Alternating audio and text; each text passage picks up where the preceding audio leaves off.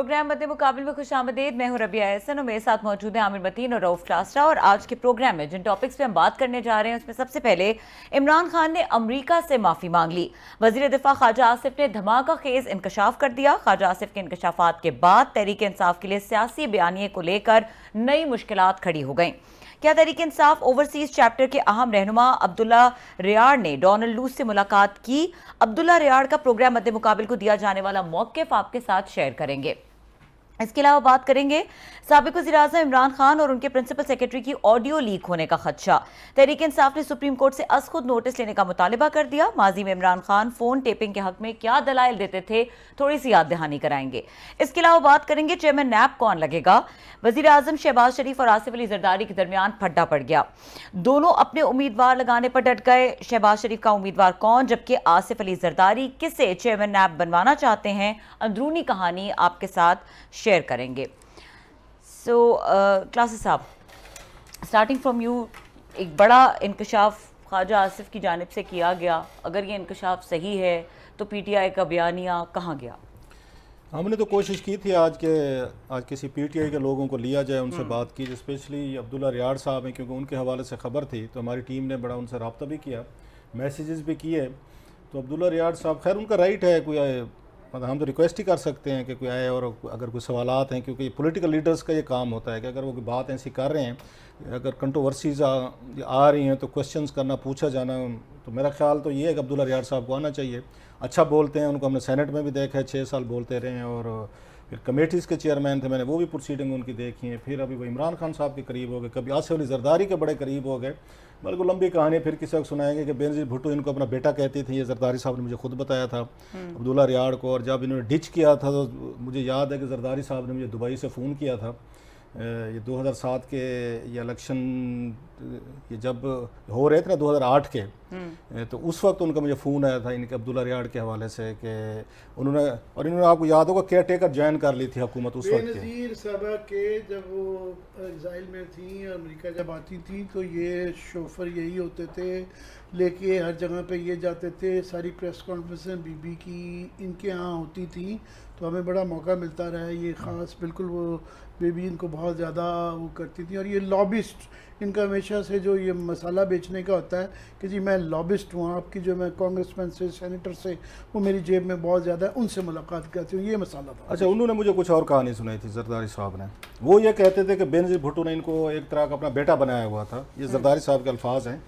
उन्होंने कहा हमें किसी के जाने का दुख नहीं हुआ, पेट्रियाट बनी, फलां बनी। बेनज़ीर को अगर किसी का दुख हुआ है तो अब्दुल्ला रियाड़ का हुआ है कि एक तो उन्होंने इसको बेटा बनाया हुआ था, फिर उन्होंने बताया कि कैसे उन्होंने इसको सेटल करने में कोई बहुत सारी, मेरा ख्याल है कि मैं ये नहीं कह रहा, गलत नहीं कह रहा, पीपल्स वो फार्मेसी जो आई थी तो वो भी अब्दुल्ला रियाड़ साहब वगैरह जो है ना वो सारे उनको चीज़ें देखते थे। सो वो बहुत बड़े हर्ट थे इस बात पे कि इन्होंने उनको ज्वाइन किया है। तो उन्होंने कहा खैर वो एक और कहानी, लंबी कहानी, किसी वक्त वो फिर तफसील से बात करेंगे। सो उनका ये ख्याल था जरदारी साहब का, 2007 में मुझे कॉल की उन्होंने कि जनाब ये जो है इन्होंने हमें डिच किया है, हमें छोड़ा है, हमें दुख है। खैर उसके बाद अब अच्छा, बेनज़ीर भुट्टो साहब ने इनको सेनेटर बनाया था 6 साल के लिए। अब वो दोबारा इमरान खान साहब के साथ हैं। आज जो उन्होंने हमें मौक़िफ़ अपना भेजा है, ये बड़ा इंटरेस्टिंग मौक़िफ़ है।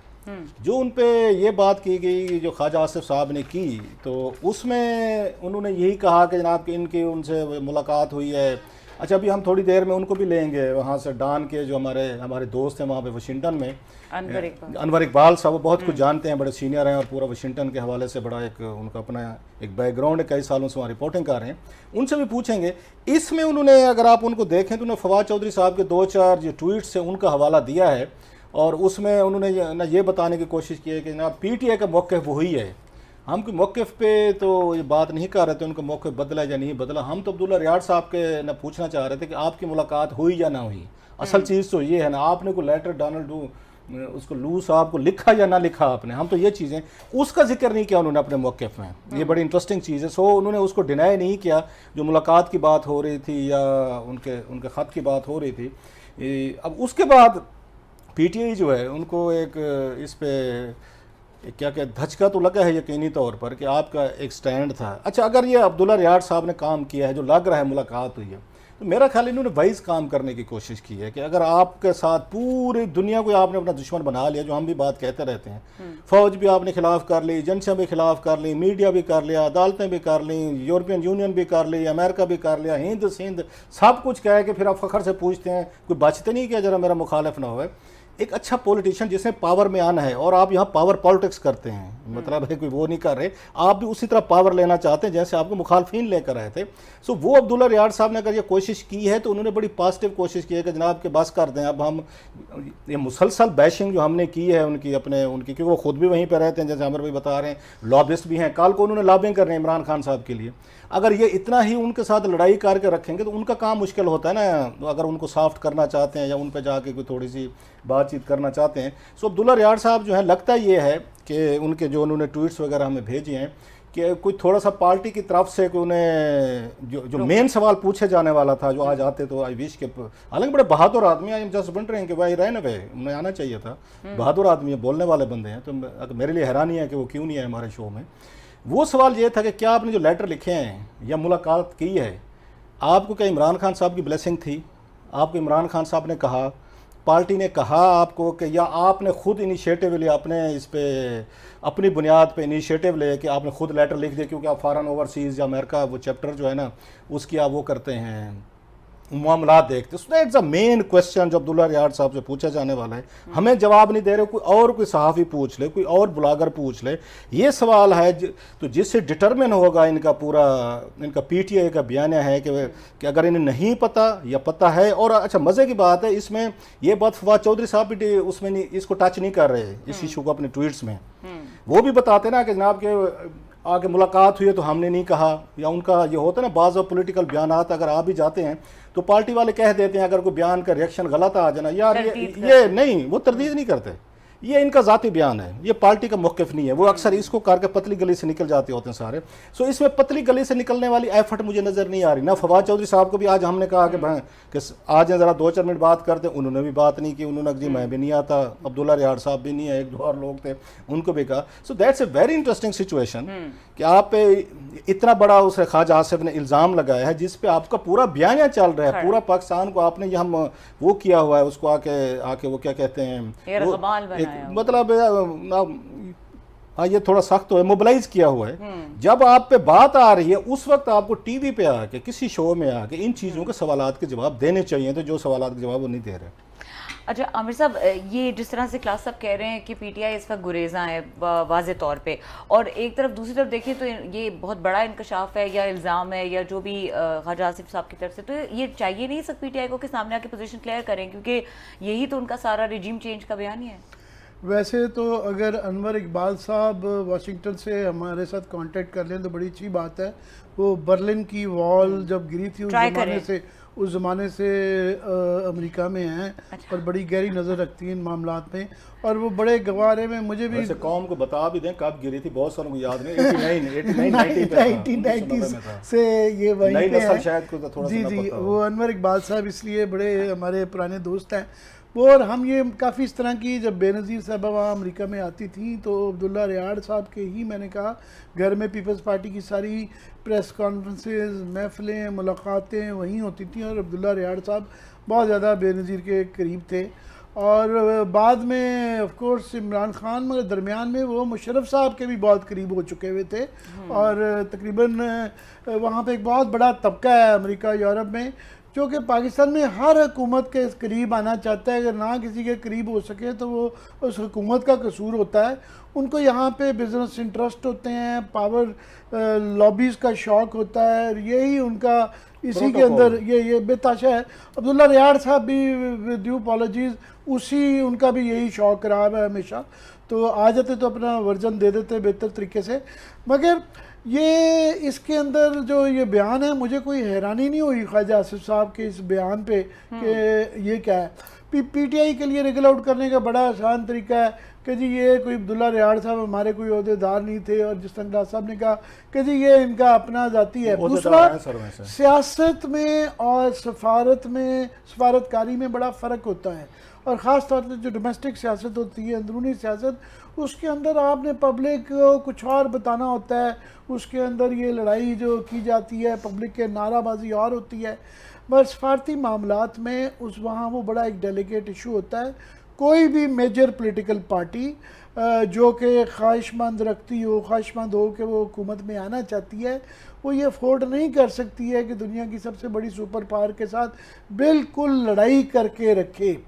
उनकी इस वक्त पीटीआई की ये एक सियासी ज़रूरत थी, उनको उसका एक कोई सिरा मिल गया। ये तारीख बताएगी कि कितना असली था, कितना जाली था, मगर जिस तरह उन्होंने जितना मर्ज़ी उसके ऊपर उन्होंने एक कहानी बना ली है, मगर कल को वो हुकूमत में आ जाएं तो ये ना पाकिस्तान की ये फॉरेन पॉलिसी है, ना इस पार्टी की ये पॉलिसी होगी कि आप बिल्कुल ही अमेरिका से बिगाड़ करके और उनसे लड़ाई करके, क्योंकि बच्चों का खेल नहीं है यहाँ पे। हाँ, आपका टिल्ट होता है, एक तरफ होता है रुझान, दूसरी तरफ होता है।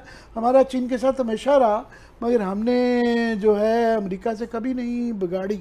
और अब भी हम रूस की तरफ अब थोड़ा सा अपना बेहतर रुझान कर रहे हैं, मगर उसका ये मतलब नहीं है कि सारे अंडे उठा के अब रूस की बास्केट में रख दिए जाएं।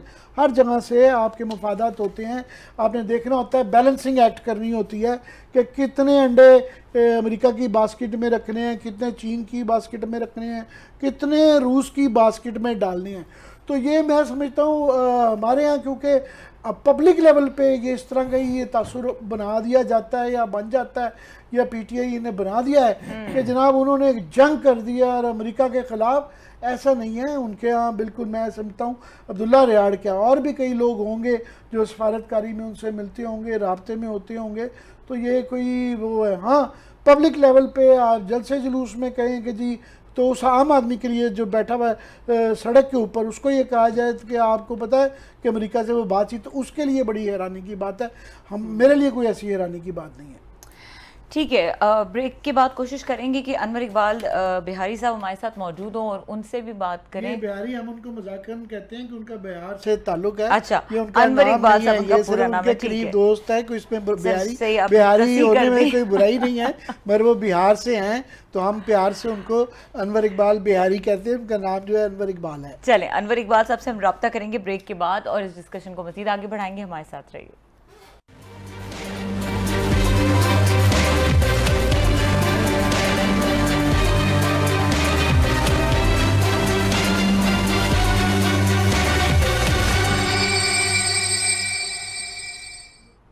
Welcome back. आमिर साहब, हमारे साथ अनवर इकबाल साहब मौजूद हैं। जी अनवर इकबाल साहब, अस्सलाम वालेकुम। वालेकुम अस्सलाम। अनवर इकबाल साहब नाज़रीन के लिए कि बहुत हमारे सीनियर सहाफ़ी हैं जो 2-3 दहाइयों से अमेरिका में रहते हैं, इंटरनेशनल अफेयर्स पे तो नज़र रखते ही हैं, मगर पाकिस्तान के अंदरूनी सियासत पे भी इनकी बड़ी गहरी नज़र रहती है। हमारे बहुत पुराने दोस्त हैं। आज हमने इनको ज़बरदस्ती पकड़ा के जो है ना ले आए हैं, वो इसलिए भी कि जो इशू है वो इनसे ज़्यादा बाखबर कोई उस इशू पे मेरा नहीं ख्याल है हो सकता है। अनवर इकबाल साहब, ये जो ख्वाजा आसिफ साहब ने आज जो इंकशाफ किया और इस सारी सियासत में हमारे वही डिस्कशन हो रही है, उन्होंने कहा जी ये इमरान खान अमेरिकन साजिश का तो इतना ज़्यादा जिक्र करते हैं कि जिनके ख़िलाफ़ साजिश करके रजीम चेंज करवा दी गई, मगर अंदरूनी तौर पे इनके राब्ते हैं और ये माफ़ी मांगते फिरते हैं। और उसकी मिसाल जो दी जा रही है वो कहा जा रहा है कि अब्दुल्ला रियाड़ साहब ने एक डोनाल्ड लू को ख़त लिखा है जिसके अंदर इस तरह के ही मंदरजात हैं। आप सारे मेरे ख्याल इस इशू से वाकिफ़ होंगे, ज़रा इसका एक्सप्लेन करें कि ये इसका क्या आपके ख्याल में बैकग्राउंड होगा और इसमें कितनी आपके ख्याल में इसकी सिग्निफिकेंस है। देखिए आमिर मोतीन साहब, सबसे पहले तो आपका शुक्रिया कि आपने अपने शो में आने का मौका दिया। देखिए, आप यहाँ रह चुके हैं, स्टेट डिपार्टमेंट की कवरेज कर चुके हैं। यहाँ अगर इन्होंने किसी बात की तरदीद करनी हो तो वर्ड्स मीन्स नहीं करते, सीधी सीधी बात करते हैं। कल आपको पता है संडे था और वो भी लॉन्ग वीकेंड भी 4 जुलाई था, तो उनके बाद बहुत आसान सी बात थी। वो कहते थे कि जी हम आपसे मंडे के बाद बात करेंगे क्योंकि मंडे को भी छुट्टी है। लेकिन उन्होंने ये नहीं किया, उन्होंने जवाब दिया मुझे, और जवाब में उन्होंने ये नहीं कहा कि राब्ता हुआ है नहीं हुआ। मैंने उससे सवाल किया था कि आपका कोई कांटेक्ट, मैंने वर्ड यूज किया था कांटेक्ट हुआ है, तो उसका जवाब उन्होंने दिया कि we do not comment on private diplomatic meetings. ठीक है, और फिर उन्होंने ये कहा कि ये जो इमरान खान के इल्जाम जो हैं हम पहले ही कह चुके हैं सारे के सारे बेबुनियाद हैं। तो इसमें यानी एक बात वाज़ह है कि दोनों जो है खुल के बात नहीं कर रहे हैं। अब जाहिर है ख्वाजा आसिफ साहब ने उसको एग्जैजरेट किया है और पीटीआई जो उसको बिल्कुल ही गोल करना चाह रही है, लेकिन दोनों तरफ से कुछ ना कुछ मूव तो हुई है। आपको पता है कि ये खामखा बिल्कुल बेसलेस बातें अमरीकी नहीं करते, कोई बात हो तो कुछ कहते हैं, और जिस तरह की डिनाइल है उसमें आप देखा उन्होंने जानबूझ के अबाम छोड़ दिया है। अच्छा सर, अनवर साहब, रऊफ क्लासरा बात कर रहा हूँ। आपके भी वहाँ पे इनसे बहुत सारे ये राब्ते होंगे, ओवरसीज़ पाकिस्तानीज़ हैं, आप वहाँ से 30 साल से ज़्यादा हो गए वहाँ पे डान के लिए कवरेज कर रहे हैं, बड़े खूबसूरत आपकी स्टोरीज़ और आर्टिकल्स हम यहाँ पे देखते रहते हैं। तो आपकी अपनी क्या इतलात हैं साहब? ज़रा वहाँ पे अगेन ये होगा अब्दुल्ला रियाड़ साहब हैं, इनके भी दोस्त होंगे, कामन होंगे, क्या वाकई मुलाकात हुई है, कोई लेटर लिखा गया है? आपके अपने क्या सोर्सेज कहते हैं सर? किस लेटर की बात कर रहे हैं? केबल की बात कर रहे हैं या ये अब्दुल्ला रियाड़ के लेटर की? पहले अब्दुल्ला रियाड़ साहब पे बात कर लेते हैं, फिर केबल पे आ जाते हैं, सैफर पे आ जाते हैं सर। पहले अब्दुल्ला रियाड़ साहब। जी, अब्दुल्ला रियाड़ साहब का लेटर जो है उसके बारे में कोई बात नहीं कर रहा है यहाँ। उन्होंने देखा ने गोलमोल सा जवाब दिया, और मेरा अपना ख्याल है कि कोई ना कोई राब्ता इन्होंने किया, लेटर लिखा है, बात की है, कुछ किया जरूर है जिसकी वजह से ये मामला उठा है, लेकिन इस तरह भी नहीं है जिस तरह ख्वाजा आसिफ साहब कह रहे हैं। कोई कोशिश यहाँ असल में हुआ ये है, इसका थोड़ा सा बैकग्राउंड ये है कि पीटीआई ने इस मामले को बहुत खींच दिया। यहाँ पिछले 2-3 हफ्ते में बाज़ाब्ता जुलूस निकाले गए, टेक्सास में यहाँ प्रोटेस्ट किया गया, और टेक्सास में तो बाज़ाब्ता जो उन्हें कैंपेन चला उसका नाम ही रखा था उन्होंने डोनाल्ड, और वो जो प्ले कार्ड बनाया था उस पर लिखा हुआ था डोनाल्ड शेम ऑन यू। तो वो इस बात को यहाँ बहुत फील किया गया, क्योंकि पता है कि यहाँ अमेरिका में लोग सियासतदानों को टारगेट जरूर करते हैं, ऑफिशियल्स को टारगेट नहीं करते, और नेम लेके बिल्कुल नहीं करते। और उन्होंने उनका नाम लेके इस तरह के नारे लगाना कि डोनाल्ड शेम ऑन यू, और स्टेप डाउन, रिजाइन करना, फिर इमरान खान साहब का सीएनएन के इसमें कहना कि वो रिजाइन कर दे। मतलब ये आप ये सोचे ना कि अमरीकी जो है इस बात पे बहुत हैरान है। मेरी गुफ्तगू हुई उन लोगों से दोनों तरफ से जो कि पाकिस्तानी वो जिन्होंने लेटर जो केबल लिखा, जो वहाँ मौजूद थे, और वो अमरीकी जो वहाँ मौजूद थे मीटिंग में, दोनों से बात हुई है मेरी, और तकरीबन दोनों से 1-1 घंटे से ज्यादा बात हुई है।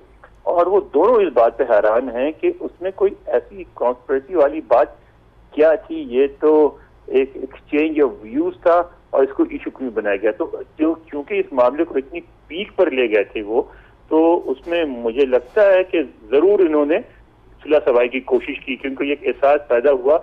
और यहाँ मुझे इल्म है, मैं नाम लेना नहीं चाहता, आपके भी वाकिफ कॉमन फ्रेंड्स हैं पीटीआई के लोग जिन्होंने राब्ता किया, जिन्होंने कहा इस्लामाबाद को कि आप इस मामले को आपने बहुत खींच दिया है, और इस मामले से और पाकिस्तान अमेरिका के ताल्लुकात को नहीं बल्कि रहने वाले पाकिस्तानी अमेरिकन को भी नुकसान पहुंच रहा है। मैं ये भी जानता हूं कि मुख्तलिफ अदारों ने जो उन लोगों से जो पीटीआई में एक्टिव है उनसे राब्ता कायम किया, उनको बताया कि आप क्या चाहते हैं, आप क्या कर रहे हैं, अगर हमें बताएंगे हो क्या रहा है, आप एक अमेरिकन ऑफिशियल को क्यों टारगेट कर रहे हैं। तो इतनी टेंशन में अगर उन्होंने राब्ता किया है तो कोई ऐसी हैरानी की बात नहीं है। अच्छा, आपको याद होगा आपने कहा वहाँ पे जो पाकिस्तानी हैं, वहाँ पे जो अमेरिका में रहते हैं, उनके लिए भी मसाइल पैदा हो रहे हैं या हो सकते हैं, जिस तरह के उन्होंने प्रोसेशन किए, नाम लेके उन्होंने उस पर कहा है शेम ऑन यू वगैरह। तो आपको याद होगा इमरान खान साहब ने भी अपने एक मेरा इंटरव्यू या किसी जलसे में कहा है कि अमेरिकन हुकूमत जो है उनको ये डोनाल्ड साहब जो है इनको फायर करना चाहिए, सैक करना चाहिए। ये इस तरह के पहले कोई हैं प्रेसिडेंट्स के बहर से कहा गया हो, किसी मुल्क का वज़ीर आज़म या किसी मुल्क का बड़ा लीडर जो है वो अमेरिका को ये कहे कि आपके जो डिप्लोमेट्स हैं क्योंकि मेरी हुकूमत के खिलाफ कंस्पिरेसी में शामिल थे, आप उनको फायर करें। इस पर क्या रिस्पांस है उनका? ये जो अमेरिकन हैं, कोई आपकी बात हुई उनसे? बहुत बहुत बहुत हैरानी है लोगों को, क्योंकि डोनाल्ड लू जो है, हमने पता नहीं कि उनको इशू बताने। डोनाल्ड लू कोई बहुत सीनियर ऑफिशियल नहीं है। डोनाल्ड लू जो असिस्टेंट सेक्रेटरी ऑफ स्टेट है, जिस तरह हमारे यहाँ जो किसी भी यहाँ ब्यूरो का जो सेक्रेटरी ऑफ स्टेट होता है वैसे होता है जैसे हमारे यहाँ डायरेक्टर जनरल होता है फॉरेन ऑफिस में। अब उनको ये बात समझ नहीं आती अमरीकियों के एक डायरेक्टर जनरल को इस तरह क्यों टारगेट किया जा रहा है। और जब आप गुफ्तगू करें तो प्राइवेटली वो कहते हैं कि अगर हमें कोई धमकी देनी होगी तो धमकी देने के और चैनल्स भी हैं, हमें अगर कोई कॉन्स्पिरेसी करने की उसके और चैनल्स हैं। हम assistant secretary of state for south and central Asian affairs को आगे क्यों लाएंगे? उससे तो पाकिस्तान से करना मुसलसल जब तक इस ओहदे पे डील करना है, और एक डिप्लोमेट का काम धमकी नहीं देना होता बल्कि वो सुलझाना होता है मामला को।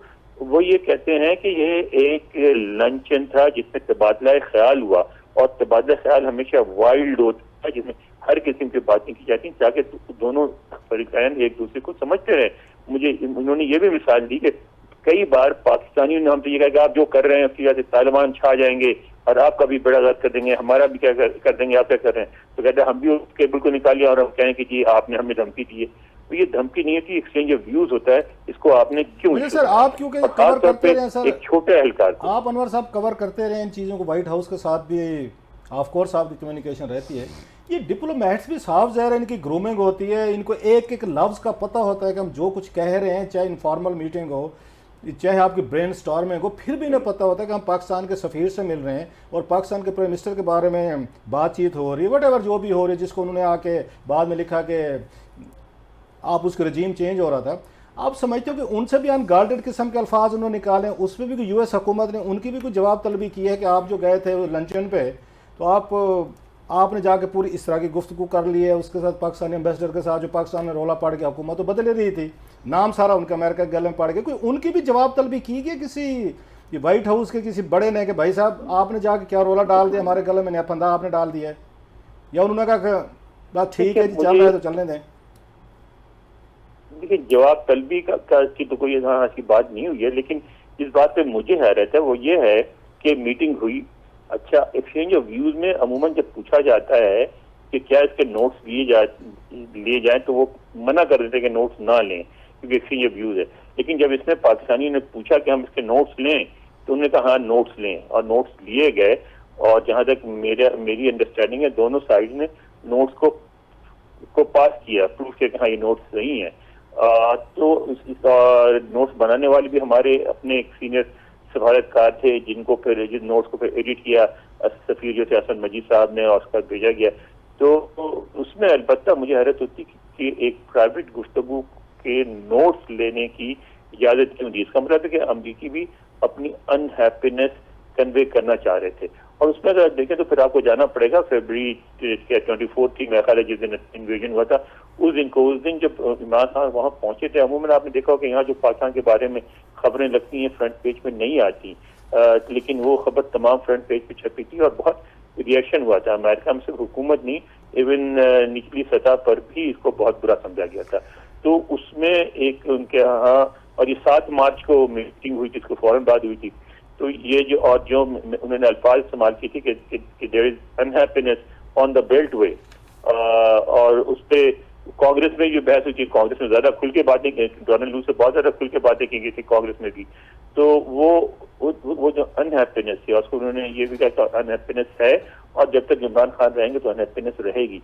तो मैं समझता हूँ कि अमरीकी चाहते थे कि ये बात कन्वे हो पाकिस्तान को, ताकि पाकिस्तान जो है मजीद इकदाम करने से पहले सोचे, रूस से मजीद ताल्लुकात बनाने से पहले सोचे, क्योंकि वो ज़ाहिर नहीं चाहते थे कि आप और ना आप चाहते हैं कि रूस से आपके उस तरह के ताल्लुकात हो जिस तरह की कोशिश की जा रही थी। तो इसमें यह है कि वो तो इसमें इनकी पॉलिसी वाज़ेह है इनके यहाँ। तो आप जाके देखें जो पेंटागन ने, स्टेट डिपार्टमेंट ने अपनी पॉलिसी जो वेबसाइट पर लगाई हैं उसमें लिखा होता है कि हमारी जो हमारे 2 आइडेंटिफाइड एनिमीज हैं वो चाइना और रशिया हैं और हमें इनको कंटेन करना है। तो उस हवाले से उन्होंने अपनी फीलिंग जानबूझ के कन्वे कराई। आप ये कह रहे हैं कि ये साजिश नहीं थी, तंबीह थी, और बिल्कुल जो आपने सही फरमाया कि जब नोट्स लिए जाते हैं उससे ये साबित हो जाता है कि ये एक फॉर्मल मीटिंग थी, ये इनफॉर्मल नहीं थी। और वो इससे पहले भी बेताशा दफ़ा, आपको याद है आर्मिटेज के दौर में, या बेताशा पब्लिकली, ये तो सिर्फ एक मीटिंग थी, इंटरनल मीटिंग थी, मगर एक्सटर्नली भी प्रेस कॉन्फ्रेंसेस में और पब्लिक ओकेजन्स पे भी अमेरिकन बेताशा दफ़ा इस तरह का हुआ कि जब उन्होंने पाकिस्तान को कुछ तंबीह करनी होती थी या कुछ वार्न करना होता था तो वो कहा जाता था ये पहली दफ़ा नहीं है। मगर मेरा ख्याल है कि पाकिस्तान का क्योंकि इस वक्त कॉन्टेक्स्ट ऐसा था और इमरान खान साहब की गवर्नमेंट उसके बाद ये जो जाती हुई नज़र आ रही थी, तो इसलिए ये ज़्यादा इशू बन गया।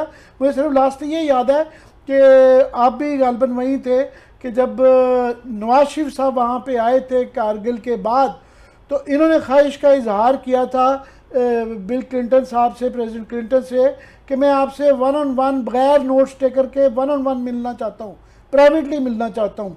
और उन्होंने इनसे कहा था कि जी हमारे सिस्टम में कोई प्राइवेट मीटिंग नहीं होती है, आपकी मर्ज़ी है, आप नोट्स टेकर ना बिठाएं, हमारे उसमें नोट्स टेकर लाजमी बैठता है।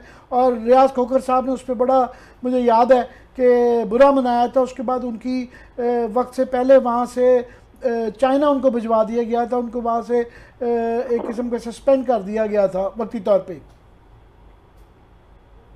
बिल्कुल आप सही कह रहे हैं। देखें, तंबी थी, बिल्कुल तंबी थी, मीटिंग इनफॉर्मल थी, और मेरा ख्याल है मीटिंग के दौरान पाकिस्तानी ने फील किया कि ऐसी बात, कुछ ऐसी बातें हुई हैं जिनको इस्लामाबाद को कन्वे करना चाहिए। और तो उन्होंने फिर पूछा उनसे, और उन्होंने कहा हाँ बिल्कुल आप नोट्स ले सकते हैं। तो इसका मतलब है अमरीकी इस बात पे तैयार थे कि अगर कोई तल्ख बात भी है तो इस्लामाबाद तक कन्वे हो जाए, ताकि ये तंबी जो है वहां तक चली जाए। और ये बात बिल्कुल, तो ये कहना कि तंबी नहीं थी तो ये तो बिल्कुल गलत होगी, बिल्कुल तंबी थी, और तंबी थी। आपकी मुलाकात हुई सर उनसे, डोनाल्ड साहब से? क्योंकि आप अभी कह रहे थे जो पार्टी थी आपका शायद उनसे राब्ते हो। आपकी नाम मैं नहीं लूंगा, नाम मैं नहीं लूंगा किसी का, लेकिन मेरी अमरीकियों से बात हुई, बिल्कुल बहुत तफसील बात हुई, और वो भी इस बात पर हैरान है कि इसको इशू क्यों बनाया गया। नहीं सर, जब वो आपने भी बताया कि उन्होंने बैठ के अपनी एप्रीहेंशंस ऑन हैप्पीनेस कन्वे की, और कोइंसिडेंटली वो उसी वक्त ही उसी दिन ही यहाँ पे आके तरीके अदम पेश हुई, इमरान खान साहब को हटा दिया गया। इमरान खान साहब तो फिर ठीक समझ रहे हैं कि जनाब अमेरिकन से वहाँ पे अपनी, उन्होंने आके कहा जनाब इमरान खान साहब जब तक वज़ीर आज़म हैं तो हमारे ताल्लुकात से ठीक ना हो, तो इनको तो सूट करता था इमरान खान साहब को, सारे इत्तफाकात भी तो नहीं हुए, तो उन्होंने बात ये कन्वे तो की है। हाँ, बिल्कुल आप सही कह रहे हैं, बिल्कुल आप सही कह रहे हैं, उनको सूट करता था, साथी तौर पर इसको उन्होंने इस्तेमाल किया। इनका अमरीकियों का ख्याल था कि जिस तरह के हमारे टेबल में सजेस्ट भी किया गया था कि आप डिमार्च करें, आप एक प्रोटेस्ट नोट लिखें जो अमेरिकन एम्बेसी को दे दें, अमेरिकन एम्बेसी से वाशिंगटन आ जाए और यहाँ मामला खत्म हो जाएगा। और मेरा ख्याल है इस मकसद से दिया गया था कि इस हद तक मामला रहे कि ये बात कन्वे भी हो जाए, वहाँ से प्रोटेस्ट नोट भी आ जाए और मामला खत्म हो जाए। किसको कन्वे कर रहे थे? क्योंकि इमरान खान साहब के, मतलब अगेन मुझे जो हैरानी, किसको कन्वे कर रहे थे? फॉरेन ऑफिस जो है वो इमरान खान साहब के वजीर खारजा हैं, वो मतलब प्राइम मिनिस्टर हाउस में जानी थी, तो उन्होंने कैसे उनको कन्वे करना था? या ये जो हुकूमत ने बाद में कहा है कि शायद आर्मी चीफ को भी उसकी कॉपी जाती है, फिर डीजी साहब को भी जाती है, तो किसको कन्वे कर रहे थे अमेरिकन? इमरान खान साहब को खुद कन्वे कर रहे थे या हमारे को? सिर्फ कॉपी की बात नहीं है, इसकी दो मेरा ख्याल है कि दो वर्जन बने हैं, क्योंकि उसमें हमारे फौजी हुक्काम भी बैठे थे। कन्वे तो वो डायरेक्टली जब एम्बेसडर को कर रहे हैं तो डायरेक्टली तो वो गवर्नमेंट ऑफ द डे को ही कर रहे हैं ना, प्राइम मिनिस्टर को ही गवर्नमेंट ऑफ द डे को कर रहे हैं, बिल्कुल कर रहे हैं। नहीं, आप ये कह रहे हैं सर, मैं सॉरी बात काट रहा हूँ, आप ये कह रहे हैं कि ये जो मुलाकात हुई है डोनाल्ड साहब की और इनके सफीर ये जो थे असद अमजद साहब, असद मजीद साहब, तो उसमें हमारे डिफेंस अताशे भी मौजूद थे वहाँ पे? हमारे अफसरान, फौजी अफसरान मौजूद थे, रहने दें उनको, बिल्कुल मौजूद, उनके नुमाइंदे मौजूद थे, लंचन था उसमें वो मौजूद थे, और उनकी तरफ से भी मौजूद थे। मैं नहीं कहूँगा नुमाइंदे थे कौन थे, लेकिन थे मौजूद। अमेरिकन भी फौजी हुकाम मौजूद थे जो उससे रिलेटेड कंसर्न है? अमेरिकन के नहीं थे, अमेरिकन के नहीं थे, हमारे थे। अच्छा, हमारे थे वहाँ पे। बहुत शुक्रिया सर, आपने हमें ज्वाइन किया। लंच था ना एम्बेसी की तरफ से, लंच था उसमें सारे थे, तो वो भी बैठे हुए थे। उनकी एक टीम ज़ाहिर है जो कंसर्न टॉपिक्स होते हैं उससे रिलेटेड उनकी टीम आती है, हमारी टीम जाती है, और हमारी टीम में अक्सर जो है अस्करी नुमाइंदगी होती है। जी जी जी, बहुत शुक्रिया अनवर साहब आपका, थैंक यू वेरी मच। बड़ी आपने यूज़फुल और नई चीज़ें हमारे साथ शेयर की हैं आपने ये। जी बिल्कुल, क्लास साहब आपने बिल्कुल ठीक कहा। अनवर इकबाल साहब हमारे साथ मौजूद थे और कुछ उन्होंने इस पे यूजफुल इंसाइट दिया, जो एंगल एक थोड़ा सा कभी इतनी दफ़ा बात हुई है लेकिन कुछ चीज़ें अगर 1-2 मिनट है तो कोई खबर शेयर करते हैं आपके साथ। ब्रेक का मैं पूछ लेती हूँ, अगर हम इसी में जी क्लास साहब खबर शेयर। हालांकि बड़ी इंपॉर्टेंट चीज़ें बताई हैं, उस पर बात होनी चाहिए थी फर्दर, लेकिन मेरे पास वो खबर थी, खबर वो कहते हैं आई हुई तो आपको दे जानी चाहिए, वो दे देनी चाहिए। पिछले हफ्ते इनकी मीटिंग हुई आसिफ अली जरदारी साहब की, जहाँ पे बाकी काम चल रहे हैं तो वो अपने कामों में बिजी हैं, जरदारी साहब और शहबाज शरीफ साहब वो अपने कामों में लगे हुए हैं। कि कौम किसी और साइड पे लगी है तो हम अपना काम जो है ना वो निकाल लें। इनकी मुलाकात हुई है, इस पे आपने देखा होगा यकदम चेयरमैन नैब पे ना खामोशी छा गई है। बीच दरमियान में आया था कि बस चेयरमैन नैब सब घर जा रहे हैं, चार्ज उसको मिल गया, लाज भी चेंज कर दिए, अब नया चेयरमैन कौन होगा। तो आपको याद होगा जरदारी साहब ने मकबूल बाकर साहब का नाम दिया था, जस्टिस साहब का, उस पर खामोशी हो गई। 3-4 नाम उस वक्त आ रहे थे कि इनको आप इस पर कर लें। अब उस पर इनके दरमियान फटा चल रहा है। यहाँ पे एक इसमें शहबाज शरीफ साहब, नवाज शरीफ साहब और इनके दरमियान जरदारी साहब के दरमियान, ये बड़ी कंफर्म खबर आपको बता रहा हूँ। इन्होंने जो नाम एक्सचेंज किए हैं, जरदारी साहब ने, जैसे मैंने कहा, वो सिंध से उन्होंने मकबूल साहब को लेकर है, मकबूल बाकर साहब को, कि मेरा बंदा होना चाहिए मेरे चॉइस का। इन्होंने अपनी चॉइस का बंदा दिया उनको। इन्होंने जरदारी साहब को कायल करने की कोशिश की है। अच्छा। इन्होंने कहा कि आफ्ताब सुल्तान साहब जो हैं, इनके फॉर्मर यहाँ पे DGIB जो थे इंटेलिजेंस ब्यूरो को, उनको लाया जाए, उनको चेयरमैन नैब बना दें। जरदारी साहब इस पर नहीं माने। अच्छा। वो कह रहे नहीं, हम इनको ये जो हैं, ये हो गए उसके आफ्ताब सुल्तान साहब हैं, बिकॉज वेरी क्लोज टू इनके शरीफ्स के रहे हैं वो। इनका आपको याद होगा IB के DG रहे, बल्कि ये इंटेलिजेंस ब्यूरो को जो उन्होंने वो किया है, अपलिफ्ट किया है, आफ्ताब सुल्तान साहब के दौर में हुआ था। और जब इमरान खान साहब का धरना था, ये उस वक्त DGIB थे। तो इन्होंने सारी जो इनकी गुफ्तगुएँ वगैरह सब कुछ हो रही थी, टैपिंग हो रही थी, इन्फॉर्मेशन वो उन्होंने इनको सब करके दी थी। सो ये शरीफ हैं, उन पर बड़ा एतमाद करते हैं। उनको 1 साल की एक्सटेंशन भी दी गई थी। अगरचे पुलिस वाले, ये बहुत सारे अफसरान जो हैं वो इनकी तारीफ भी करते हैं कि वो पुलिस अफसरान जो उसमें अंडर फायर आए थे, उसमें मुख्तलिफ, उसमें सूबों में, पंजाब में, सिंध में, या उसमें KP में जो नाराज़ होते थे, उनको ये सेव करते रहे, कवर देते रहे। आफ्ताब सुल्तान उनको पोस्टिंग लेकर देते थे। अब शरीफ ये चाहते हैं कि हमारा अपना बंदा जो है ना, आफ्ताब सुल्तान होना चाहिए, क्योंकि इनके ज़्यादा केसेस हैं।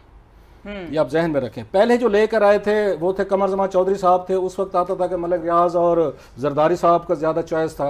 उन्हें डिलीवर भी किया, शरीफों साहब, उन्होंने शरीफों को भी डिलीवर कोई किया। इशू नहीं था जब तक नैब, जब तक वो रहे, किसी को कोई चीज़ पे इतराज़ नहीं था। तो उसके बाद अब वो कहते हैं कि जनाब बंदा जो है ना वो हमारी मर्जी का होना चाहिए, वो होना चाहिए, आफ्ताब सुल्तान साहब होने चाहिए। तो इस पे इनके दरमियान एक उस पर टग ऑफ वार चल रही है। जरदारी साहब इनका बंदा नहीं मान रहे, ये उनका नहीं मान रहे। अब देखते ही हैं दोनों एक दूसरे को कैल कर पाते हैं या कोई तीसरा नाम जो इसमें आता है। क्योंकि शरीफ यही कहते हैं कि हम कोई रिस्क लेने को तैयार नहीं है आपका नाम, बल्कि आपको याद हो जस्टिस जावेद इकबाल जो है, ये नाम भी बेसिकली जरदारी साहब एंड कंपनी लेकर गए थे। मजे का बात इसमें सिर्फ ये है कि ये जो नाम का फैसला होना है, टेक्निकली ये लीडर ऑफ दी अपोजिशन जो कि राजा रियाज साहब है, उन्होंने, उनकी रजामंदी और शहबाज शरीफ की रजामंदी से होना है। तो राजा रियाज साहब, हालांकि वो ज़ाहिर है एक रबर स्टैंप है, जो नाम पे इत्तेफाक होगा वही वाले हो जाएंगे, पर उनका अगर बस चले तो वो देंगे जो जहांगीर तरीन साहब को सूट करता था। उनके भी आफ्टर ऑल चीनी के मुकदमात हैं, तो वो भी चाहेंगे कि हमारा एक बंदे नाम जब उसके थ्रू आना है तो ये लेवरेज है, तो उनकी भी पसंद का आदमी आना चाहिए। मेरा वो इनपुट वहाँ से भी आएगा। ठीक है जी। ये एक खबर दी है क्लास साहब ने और ये बात सामने आई है कि डेडलॉक है और प्रोग्राम का वक्त खत्म हो गया। देखने के लिए शुक्रिया, इजाज़त दीजिए, अल्लाह हाफ़िज़।